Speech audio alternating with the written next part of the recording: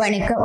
ஜாழ்சிறியின் மதிய நேர பிரதான செய்திகளோடு இணைந்து கொள்ளும் நான் மகளினி கமலநாதன்.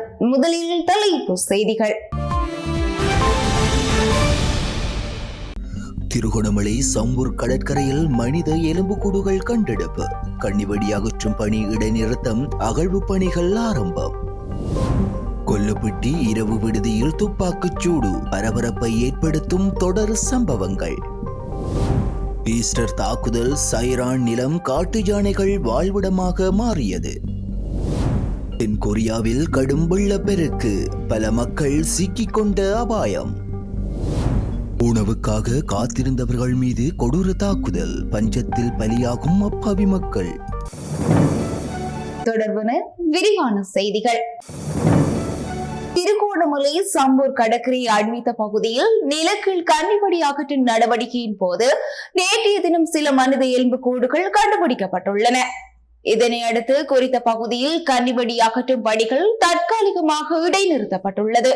மூதூர் சம்பூர் கடற்கரையோர பகுதியில் கடந்த வியாழக்கிழமை நிலக்கல் கண்ணுவெடி அகழும் பணி ஆரம்பிக்கப்பட்டது. சம்பூர் படுகொலையின் நினைவாக அமைக்கப்பட்ட தூபியை அண்மித்த பகுதியில் அகழ்வு பணி மேற்கொண்ட போதே இந்த மனித எலும்புக்கூடுகள் கண்டுபிடிக்கப்பட்டுள்ளது. மீட்கப்பட்ட எலும்புக்கூடுகள் தொடர்பாக நீதவானுக்கு அறிக்கை சமர்ப்பிக்கப்பட்டதை அடுத்து சம்பவ இடத்திற்கு நேரில் சென்று பார்வையிட்டுள்ளார் என காவல்துறையினர் தெரிவித்தனர். இந்த நிலையில் எதிர்வரும் ஜூலை 23 குறித்த பகுதியில் முழுமையான விசாரணைகளை ஆரம்பிக்க நீதவான் உத்தரவிட்டுள்ளார். அதற்கமைய மனித எலும்புக்கூடுகள் கண்டுபிடிக்கப்பட்ட பகுதியில் காவல்துறையினர் தற்போது பாதுகாப்பு கடமையில் ஈடுபட்டுள்ளனர். கொழும்பு கொல்லப்பட்டி பகுதியில் உள்ள இரவு விடுதியொன்றில் கடந்த 19 இரவு குற்ற செயல்களுடன் தொடர்புடைய தமட்டகொடருபன் என்பவரை இலக்கு வைத்து நடந்த துப்பாக்கிச் சூட்டு முயற்சி தோல்வியில் முடிந்துள்ளமை தெரிய வந்துள்ளது. கொல்லப்பட்டி பகுதியில் உள்ள இரவு விடுதி ஒன்றில் மோட்டார் சைக்கிளில் வந்து இருவரால் இந்த தாக்குதல் திட்டமிட்டுள்ளமை தெரிய வந்துள்ளது. துப்பாக்கிச் சூட்டு சம்பவத்தில் இலக்கு வைக்கப்பட்டவர் ருவன். முன்னாள் பாராளுமன்ற உறுப்பினர் பாரத லட்சுமன் பிரேமச்சந்திரவின் கொலைக்காக மரண தண்டனை விதிக்கப்பட்டுள்ள தெமட்டகொட சமிந்தவின் சகோதரர் எனவும் குறித்த நபர் பல்வேறு குற்றச்செயல்களுடன் தொடர்புடையவர் என்பதும் குறிப்பிடத்தக்கது. இருப்பினும் தெமட்டகொட ருவன் அடிக்கடி சென்று வரும் இந்த களியாட்ட விடுதிக்கு அவர் சம்பவம் நடந்த நாளன்று சற்று தாமதமாக வந்ததாக தெரிவிக்கப்படுகின்றது. துப்பாக்கிச்சூடு நடத்த வந்தவர் விடுதிக்குள் நுழைய முயன்ற வேளை பாதுகாப்பு அதிகாரிக்கும் துப்பாக்கிச்சூடு நடத்த வந்தவருக்கும் இடையே வாக்குவாதம் ஏற்பட்ட போது துப்பாக்கிச்சூடு நடத்த வந்த நபர் துப்பாக்கி மற்றும் மோட்டார் சைக்கிளையும் சம்பவ இடத்திலேயே விட்டுவிட்டு சைக்கிள் ஓட்டுநருடன் தப்பிச் சென்றுள்ளார். மீட்கப்பட்ட T56 ரக துப்பாக்கி மற்றும் மோட்டார் சைக்கிள் நேற்று காவல்துறையினரால் கைப்பற்றப்பட்டதுடன் சம்பவம் தொடர்பான மேலதிக விசாரணைகளை மேல் மாகாண வடக்கு குற்றப்பிரிவின் உதவி போலீஸ் அத்தியட்சகர் ரொஹான் ஓலுகல தலைமையிலான குழு முன்னெடுத்து வருகின்றது. ஈஸ்டர் தாக்குதலின் மூளையாக செயற்பட்ட சஹ்ரானுக்கு சொந்தமானதாக கூறப்படும் 21 ஏக்கர் நிலம் தற்போது காட்டு யானைகளின் வாழ்விடமாக மாறியுள்ள விடயம் சமீபத்தில் நடைபெற்ற மாவட்ட ஒருங்கிணைப்பு குழு கூட்டத்தில் தெரிய வந்துள்ளது.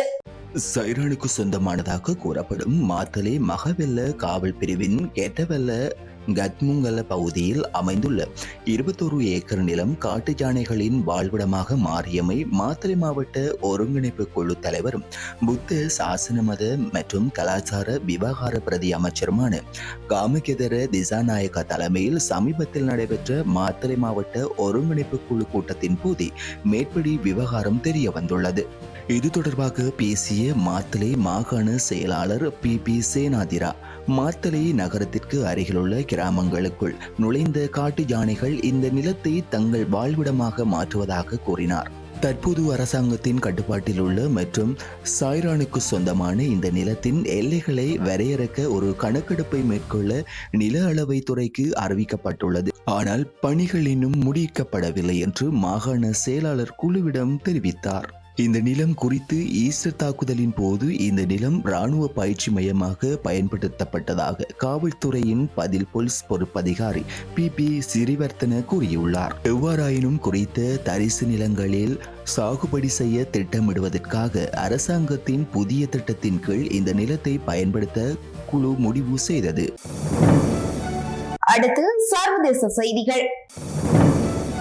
தென்கொரிய விக்டோரியாவில் பல நாட்களாக பெய்து வரும் கனமழை காரணமாக ஏற்பட்ட வெள்ளம் மற்றும் நிலச்சரிவுகளில் குறைந்தது 14 பேர் உயிரிழந்துள்ளதாக அந்நாட்டின் பேரிடர் மேலாண்மை அலுவலகம் தெரிவித்துள்ளது. அவசர கால மீட்பு பணிகள் தொடர்வதனால் இறப்பு எண்ணிக்கை மேலும் உயரக்கூடும் என்று அச்சம் நிலவுகிறது. தற்போது 12 பேர் காணாமல் போயுள்ளதாக கூறப்படுகிறது. வெள்ளத்தால் பாதிக்கப்பட்ட மக்கள் சேதமடைந்த பாலங்கள் வழியாக வெளியேற்ற முகாம்களுக்கு செல்லும் போது அடர்ந்த சேற்றில் நடந்து செல்ல வேண்டிய இக்கட்டான சூழ்நிலையை எதிர்நோக்குவதோடு மேலும் தெற்கே மத்திய சுங்சியான் பகுதியில் ஏற்பட்ட நிலச்சரிவை தொடர்ந்து ஒரு கிராமம் முழுவதுமே மண் மற்றும் குப்பைகளால் மூடப்பட்டுள்ளது. இந்த மோசமான வானிலை காரணமாக நாட்டின் தெற்கில் பெரும்பாலான அழிவை சந்தித்த இடமாக அடையாளம் காணப்பட்டுள்ளது. குறித்த இடத்தில் 6 பேர் உயிரிழந்துள்ளனர் மற்றும் சான்சியோங்காவில் 7 பேர் காணாமல் போயுள்ளனர். ஆயிரக்கணக்கான சாலைகள் மற்றும் கட்டடங்கள் சேதமடைந்து வெள்ளத்தால் மூழ்கியுள்ளன. விவசாய நிலங்கள் சேதமடைந்துள்ளதாகவும் கால்நடைகள் பரவலாக இறந்துள்ளதாகவும் தகவல் தெரிவிக்கின்றன. புதன்கிழமை பெய்த மழைக்கு பிறகு இப்பகுதி முழுவதும் 10,000 பேர் தங்கள் வீடுகளை விட்டு வெளியேறியுள்ளனர். 41,000க்கும் மேற்பட்ட வீடுகளுக்கு தற்காலிகமாக மின்சார வசதிகள் பாதிக்கப்பட்டுள்ளதாக உள்ளூர் ஊடகங்கள் செய்தி வெளியிட்டுள்ளது. ஞாயிற்றுக்கிழமை மிக மோசமாக பாதிக்கப்பட்ட பகுதிகளை சிறப்பு பேரிடர் மண்டலங்களாக அறிவிக்க ஜனாதிபதி லீ யூ மியுங் உத்தரவு பிறப்பித்துள்ளார். மேலும் அரசாங்கம் மீட்பு பணிகளை மேற்கொண்டு வருகின்றது. கிடைக்கக்கூடிய அனைத்து வளங்களையும் விரைவாக திரட்டுமாறு உள்துறை அமைச்சர் ஜுன் கோ ஜங் உள்ளூர் அதிகாரிகளை கேட்டுக்கொண்டார். வடக்கு காசாவில் ஐக்கிய நாடுகளின் உணவு பார ஊர்திகளுக்காக காத்திருந்தது குறைந்தது 64 பேரை இஸ்ரேலிய ராணுவம் சுட்டுக் கொண்டுள்ளதாக கமாஸ் நடத்தும் சுகாதார அமைச்சகம் தெரிவித்துள்ளது. கொல்லப்பட்ட அனைவரும் துப்பாக்கிச் சூட்டு காயங்களால் உயிரிழந்துள்ளதாக ஐக்கிய நாடுகளின் உலக உணவு திட்டம் உறுதிப்படுத்தியுள்ளது. உணவுக்காக பெருமளவு மக்கள் குறித்த இடத்திற்கு வந்து கொண்டிருந்த போது இஸ்ரேலிய படைகள் மக்கள் மீது தாக்குதலை நடத்தியுள்ளது. இதேவேளை காசாவில் பட்டினியால் கடந்த 24 மணித்தியாலங்களில் 18 பேர் பலியானதாகவும் காசாவின் சுகாதார அமைச்சு தெரிவித்துள்ளது. பசியால் மக்கள் இறந்து கொண்டிருக்கின்றார்கள். மக்கள் தண்ணீர் மற்றும் உப்பை மட்டுமே சாப்பிட்டு உயிர் வாழ்கின்றார்கள் என்றும் அந்த அமைச்சு குறிப்பிட்டுள்ளது. இதேவேளை நேற்று ஞாயிற்றுக்கிழமை மாத்திரம் காசாவில் இஸ்ரேலிய துப்பாக்கிச் சூட்டில் மொத்தம் 93 பேர் கொல்லப்பட்டதாகவும் பலர் காயமடைந்ததாகவும் தெரிவிக்கப்பட்டுள்ளது. இத்துடன் யாழ்சிரியின் மதிய நேர பிரதான செய்திகள் நிறைவடைகிறது. உடனுக்குடன் செய்திகளை அறிந்து கொள்ள யாழ்சிரி மீடியா இணையதளத்துக்கு பிரவேசியுங்கள். நன்றி, வணக்கம்.